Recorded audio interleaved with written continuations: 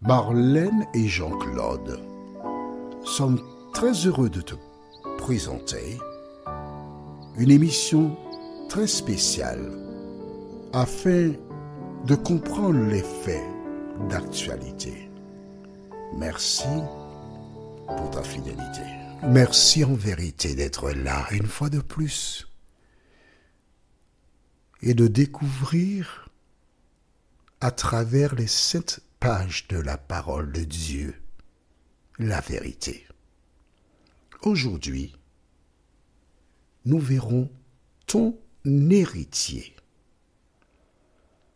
La référence se trouve dans le livre de Genèse, chapitre 15, les versets 1 à 6. Ton héritier. Genèse, chapitre 15, versets 1 à 6. Le thème central est le sacrifice d'Isaac. Comment comprendre ce sacrifice que Dieu demanda à Abraham? Avant d'aborder le sujet du jour, recherchons la présence et la direction du Saint-Esprit. Prions. Notre Seigneur et notre Dieu, nous continuons de placer notre espérance en toi, car nous croyons que sans toi, nous ne pouvons rien faire. Merci de nous construire. Nous t'avons prié au nom de Jésus et pour ta gloire éternelle. Amen. Nous allons lire dans Genèse chapitre 15, à partir du verset 1er jusqu'au verset 6. Rappelle-toi que nous avons vu, et on va le relire, juste pour le principe, d'accord? Allons d'abord dans Genèse 22, juste pour lire à nouveau ce que Dieu a demandé. Et nous lisons les versets 1 et 2.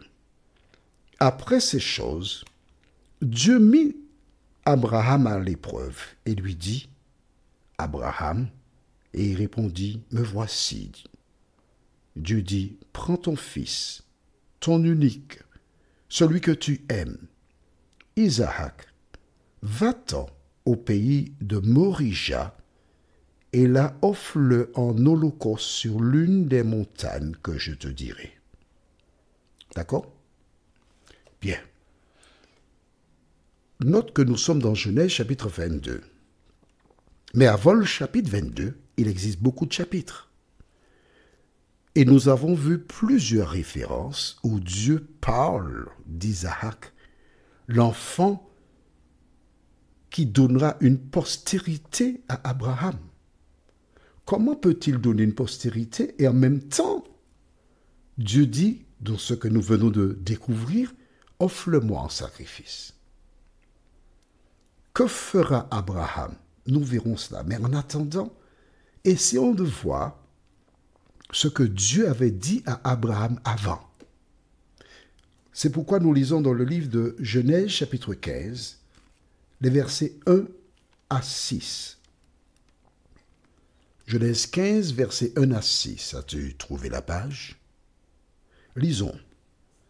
Après ces événements, la parole de l'Éternel fut adressée à Abraham dans une vision. Et il dit, « Abraham, ne crains point. Je suis ton bouclier et ta récompense sera très grande. » Abraham répondit, « Seigneur éternel, que me donneras-tu? Je m'en vais sans enfant, et l'héritier de ma maison, c'est Eliezer de Damas. » Et Abraham dit, « Voici, tu ne m'as pas donné de postérité, et celui qui est né dans ma maison sera mon héritier. » Est-ce que tu vois comment Dieu débute la conversation avec Abraham? Il n'est pas encore Abraham. Il lui dit, « Ne crains point. » Beaucoup de personnes devraient recevoir la bénédiction de Dieu. Mais ces personnes ont peur. elles ont peur de s'engager. Elles ont peur du regard des uns et des autres. Mais lorsque Dieu t'appelle et il te parle, il ne faut pas avoir peur, au contraire. Parce qu'il a dit, ne crains point, n'aie pas peur. Et Abraham de dire, tu ne m'as pas donné. Donc c'est Dieu qui donne des enfants. Ce ne sont pas des personnes qui d'eux-mêmes font des enfants. Mais lorsque Dieu donne des enfants, c'est parce qu'il sait pourquoi. Et lorsqu'il ne donne pas, c'est aussi, il sait pourquoi. Il sait qu'il a besoin de toi pour donner de l'amour à un enfant. Et je me rappelle d'une dame, son prénom c'est Antoine, qu'on appelait affectueusement Tante Antoine. Elle a littéralement élevé deux filles, deux jumelles. Elle leur a donné l'amour. Vois-tu, quand Dieu ne permet pas que tu aies quelque chose, il sait pourquoi. Mais voici Abraham qui a beaucoup de biens, mais qui se retrouve dans une situation particulièrement difficile. Et pour lui, son héritier, c'est son serviteur. C'est ce qu'il pense.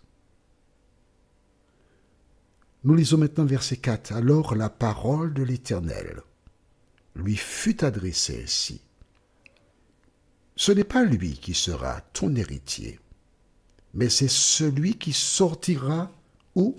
De tes entrailles, qui sera ton héritier. Et après l'avoir conduit de Yor, il dit, regarde vers le ciel et compte les étoiles si tu peux les compter. Et il lui dit, telle sera ta postérité. Abraham eut confiance en l'Éternel, qui le lui imputa à justice. Amen. Vois-tu, quand tu acceptes l'Éternel, quand il est le commandant de bord de ton avion, tu peux dormir, lire, faire tout ce dont tu as envie, parce que l'Éternel contrôle la situation. À partir du moment où toi tu veux contrôler, tu auras des problèmes. Mais si tu laisses l'Éternel contrôler la situation, tu pourras interpréter une chanson que les petits-enfants interprètent qui dit « Avec Jésus sur mon bateau, je peux rire de la tempête. » Quand Jésus est dans ton cœur et dans ta vie, quand Jésus a pris le contrôle, tu n'as rien à craindre. Parce qu'il te conduira à bon port. Voici donc des paroles que Dieu avait énoncées à Abraham. Et donc, toutes ces paroles étaient là. Dieu ne peut pas se contredire. Je ne sais pas ce qu'il a prévu. Je ne connais pas le plan. Mais toutes les fois que Dieu me parle, je n'ai qu'un seul devoir, obéir à la parole de Dieu. Et toi, à la lumière de tout ce que nous avons déjà vu et que tu as déjà compris, que fais-tu? Tu vois, Abraham dans un premier temps, puis Abraham, Dieu lui a parlé de sa postérité. Et lorsque nous avons lu dans le chapitre 22, versets 1 et 2, il dit, prends celui que tu aimes, ton unique. Et si tu ne sais pas lequel, je te donne son prénom, c'est Isaac. Et tu vas aller me l'offrir en sacrifice sur une montagne que je te montrerai, au pays de Morisha. Lorsque Dieu nous parle et que certaines choses nous paraissent difficiles à faire, ne cherchons pas à comprendre. Cherchons à obéir à la parole de Dieu. Que penses-tu? Le récit d'Abraham est là pour toi et pour moi, afin de nous inculquer l'obéissance. Nous montrer que Dieu sait ce qu'il fait et il connaît le chemin. Prions. Notre Seigneur et notre Dieu, merci encore pour la parole. Merci pour ta présence dans nos cœurs et dans nos vies. Merci pour la révélation, car nous avons vu jusqu'à présent beaucoup de références où tu as fait allusion à la postérité qu'Abraham aura à travers Isaac. Et Abraham a été en mesure d'aller jusqu'au bout avec toi parce qu'il avait retenu la parole. Seigneur, de nous aider à lire la parole, de nous aider à croire en la parole, la mettre en pratique, car ce n'est qu'ainsi que nous pourrons avoir une foi inébranlable, nous t'en prions, au nom de Jésus et pour ta gloire éternelle. Amen. Que l'Éternel continue de te fortifier et il me tarde de te retrouver. Nous sommes parvenus au terme de notre réflexion. Si d'aventure tu as une question, il te suffit d'envoyer un message par le biais de WhatsApp au numéro suivant, plus 596 696 88 93 93. Et alors Jean-Claude, moi, je me ferai un réel plaisir de répondre à ta question.